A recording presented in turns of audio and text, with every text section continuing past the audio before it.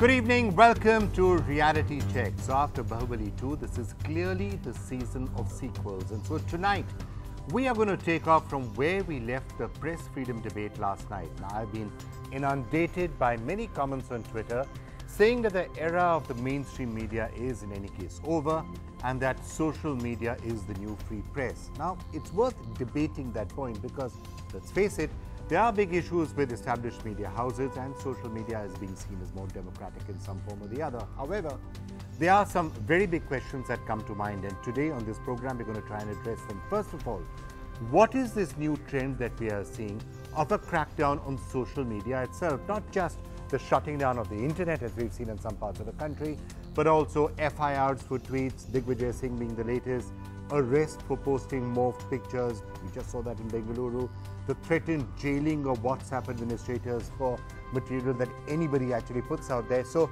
when we're talking about press freedom, is social media itself, by the way, going to remain completely free and unregulated? And that really brings me to the second question. Some will say it should not be entirely unregulated anyway, because we have been seeing a lot of fake news, morphed pictures, outright lies, all of them being circulated as if they are the gospel truth. Sometimes deliberately, sometimes by accident. You'll sometimes just get some pictures on WhatsApp, you'll send them on to your friends and family or to others in a group because you think they're correct.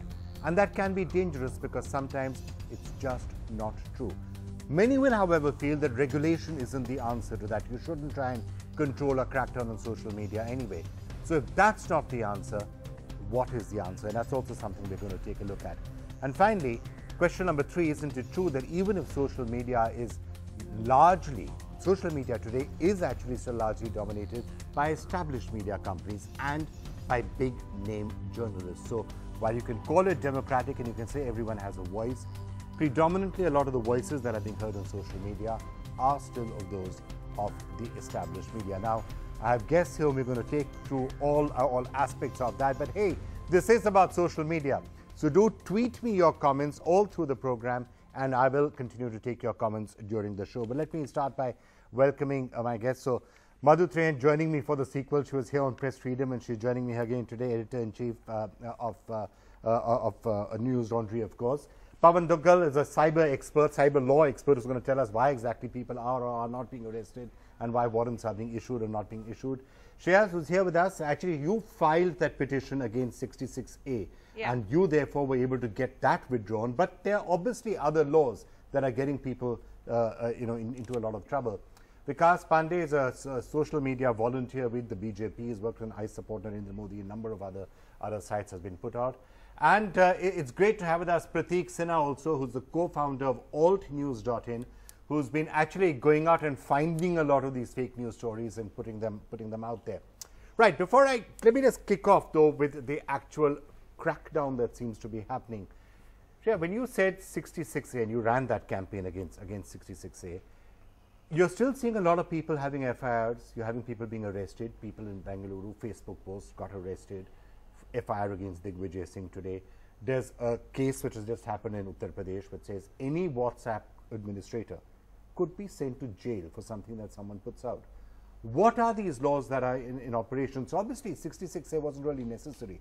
There are other laws that people are using, and we'll start flashing some of them up. So there are sections of the IPC. You take 504, 505, you have of course sedition, which has also been used for posts put on social media. You have defamation. All of those are there. Those were pre-existing and in the IPC already. The thing with 66A was that they added it on to whatever was put in the charge sheet or the FIR, so that people were arrested immediately. Yeah, so, but the things that are being used right now, it's not as if sedition is actually being slammed on too many people. Not now. What's actually happening is, and as she said, if you look at what the actual law of the country says, there are lots of laws that can be used, ranging from 153, which is very, overweening sort of an act. You've got the actual acts which are there in the IT Act, which have fines, which have arrests. You have, Section 354, Section 503, 354, 509. Lots of these clauses can be used and actually are being used. So would it be correct to say that it's actually not completely free social media right now? Well, currently, if one's expectation is of a completely free social media, that's not there. This is primarily emanating out of the limited fundamental right to freedom of speech and expression under Article 19, because as per the Constitution under Article 19(2), this is subject to certain reasonable restrictions, which can be given in the interest of sovereignty, integrity. Promoting enmity among communities. Now, if you actually see, just go on to Twitter, you will perhaps, I don't know, Madhu, 20%, 30% of the comments that you will see on a given day might be interpreted as being, creating some sort of enmity or creating trouble. Are all of those people potentially liable for arrest?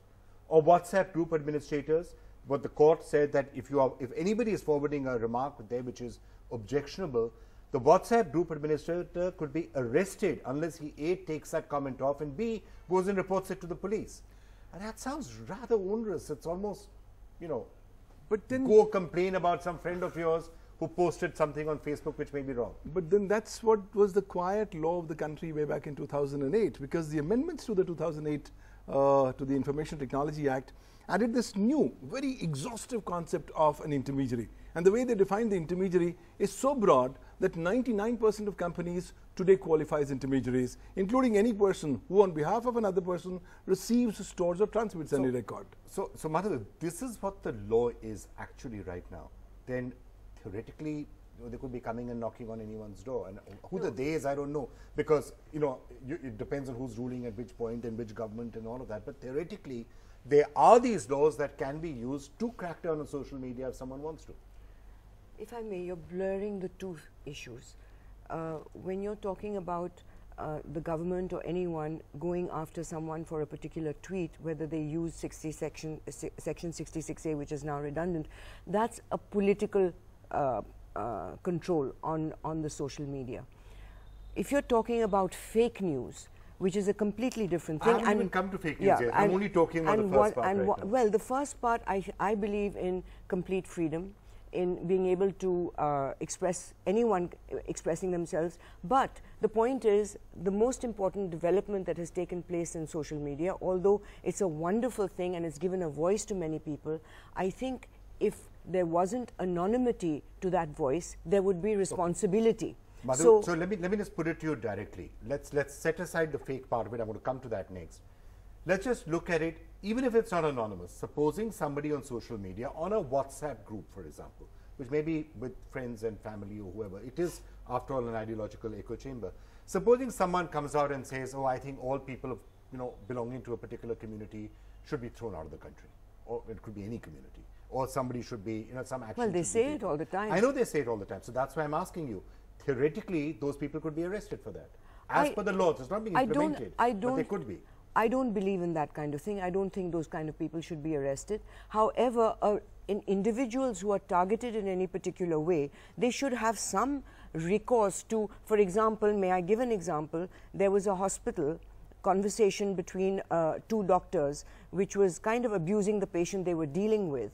And I got that message, having changed it from the hospital that it was in Agra to my husband's hospital. So that was doing the rounds. That's fake. So that is fake, but the average person does not know. And there's no recourse. Right. In WhatsApp, there is no recourse to correct erroneous facts where you're defamed.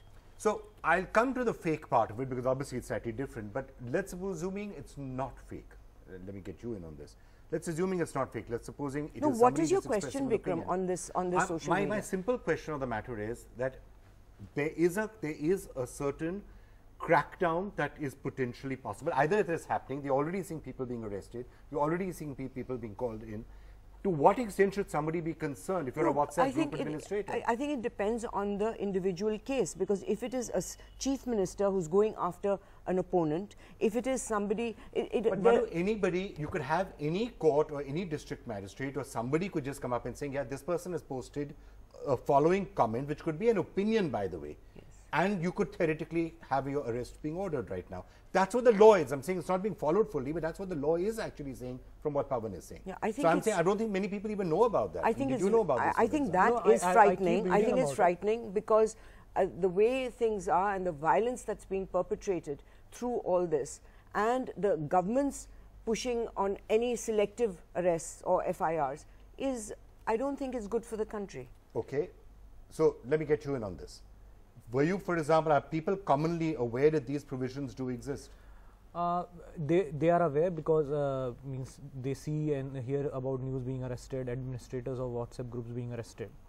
But sometimes, as Madhu said, because of anonymity, they think it's ये चलता है, कुछ भी बोल सकते हैं, and it is across the religion and the political choices they make. So people do know, but unless until they don't get it on their own, they don't get to know about it.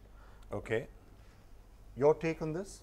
That so if these provisions do exist, then theoretically 66A is almost redundant, wasn't it, at that point?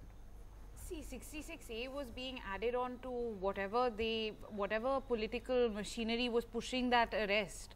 It was being added for an immediate arrest. And the thing is that yes, there is always going to be a balance in a struggle between freedom of speech and a reasonable restriction. And fortunately or unfortunately, whatever arrests happen or get pushed through will be based on the political ideology and the ideology of the day, which evolves. I mean, you don't know what's going to happen tomorrow, what government will be there, what push is there. But one thing that I do have to add is that a lot of, I mean, elections are won and lost on social media now. You have, I mean, you have Putin's troll army, you have the hacking, the Russian hacking of the American election. And troll armies do exist everywhere. Troll armies they do exist. exist. They exist here as well. So, you know, whenever it suits a government, yes, they'll be all for it. But when it doesn't, they'll create an atmosphere that will ignite itself. Tell me, Pawan, okay, yes, these provisions exist, the laws exist on paper. To what extent are you actually seeing them being used? To bring me back to Madhu's point, I mean, okay, we have certain issues to deal with, but are they being used more now than they were earlier? It just is happening that the atmosphere is so being created that more and more people want to now use them because there are getting more and more precedents. This law has been on the paper book right since 2009. But by a majority of the time, it was in the earlier 66A that was said to be the flogging horse. But now it is much more difficult. But increasingly, people are realizing here is an exercise to gag people. And what wonderful way than to go under the Information Technology Act, which is a special law, and the provisions of the same supersede anything inconsistent therewith contained in any other law for the time being enforced. Okay. And you know, the sections in the IPC have been there since 1860. That is the new IPC end. Okay. So, you know, do you think one of the reasons why, despite the fact that these laws exist, people are more vociferous or unashamed in putting forward their opinion then on social media, is it tied in with what Madhu was saying, that there is a sense of anonymity? So you think you will not actually get caught? Anonymity does make someone so-called brave in saying whatever they want.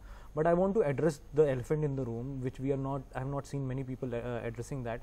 There is a huge responsibility with the platforms also. Like she said that she's found some video of her hospital's video being circulated. She has no way audio to report it, right? WhatsApp, Facebook and Twitter have got their sales team here. They earn from here, but they don't have support team as much. It's all black and white. If you circulate a fake news in the WhatsApp and then suddenly you are blocked to use WhatsApp, right? You would know, and that news will percolate to it. You don't have to go through the law. Let me just, okay, Madhu. You see, one thing, what you're saying is that people are brave in anonymity. I think that's the opposite. They're cowards in anonymity. If you're brave, excuse me, if you're brave, then naam batao, address batao, phir bolo. Ye kya ke some fake name, abuse, and this I think is the most crucial issue. That when you create an atmosphere of, instead of creating the nobility of young men, instead of making men of character that we are proud of, the debasement that is happening to India's dialogue and character, I want to question that in social media, do these young men realize that the kind of abuse that they're petering out and throwing on people and the muck, do they realize that their Twitter history will also be questioned by their children? Their daughters will grow up and say, you abused a woman like this? Wake up. Because don't call them brave. They're cowards, and the fake news people, they put fake names, fake domains, fake addresses, fake phone numbers. And if you are brave, then please come and abuse me face to face, or abuse me with your name and address. I will take it. But don't call them brave. That is the worst thing you can do. No, I just said it's not the right choice of word. You don't have to be so angry. I can only go by the words you used here. I just clarified it. Okay, can we now just turn to the fake element of it? Because, and let me get Prateek in on this, because Prateek, you've done a lot of analysis, and by the way, I have lots of examples here as well, and done, by the way, not just by one side or the other. I mean, yes, there are lots of right-wingers who are putting up fake images, but some left-wingers do it as well, and you'll have case after case. We'll start putting them up for you. You know, here you have it. You'll have somebody saying that Akshay Kumar has put out a comment. He actually didn't. It's not at all correct. This famous case about potential, and here, you know, here's a picture of Narendra Modi, who people are saying he's eating non-veg. Actually, he wasn't. It was a morphed picture. You can have case after case coming out. Stone pelters. Feet. Yeah, touching a Saudi's feet. Here, this is another famous example, which people fall for. You had a minister who tweeted this and saying this is the new, you know, terminal in Rajkot. Actually, it wasn't. It was a 3D picture. You know, here, Madhu, is something which relates to you. I never said this. You never said it, but people talked about it and they put it out there, and you were trolled for it. And it's not just that. You know, you're having people putting out videos of a fight in Goa and saying this is a cow which is being attacked, tourists being attacked because they were insulting a cow. Actually, it has nothing to do with now. It was set in 2012. This is the famous morphed picture of Narendra Modi looking out. I mean, they are case after case after case. Prateek, how common is it that the comments and the pictures that you are seeing on WhatsApp or Facebook or Twitter, a lot of it is just not true?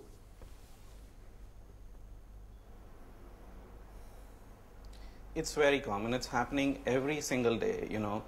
There is a meme going around right now about some Guru Gobind Singh quote which doesn't belong to him. There is another video that is being circulated for about 3 years. Every single day it gets circulated, which says that एक हिंदू मारवाड़ी लड़की को मुस्लिम mob ने मार डाला क्योंकि उसने बुरखा नहीं पहना, हैदराबाद से ये लड़की है, and that gets circulated many times every single day. So the phenomenon of fake news is very common, and you know, there are just so many fake videos and fake images happening, you know, being circulated every day, and as you pointed out, it's on both sides.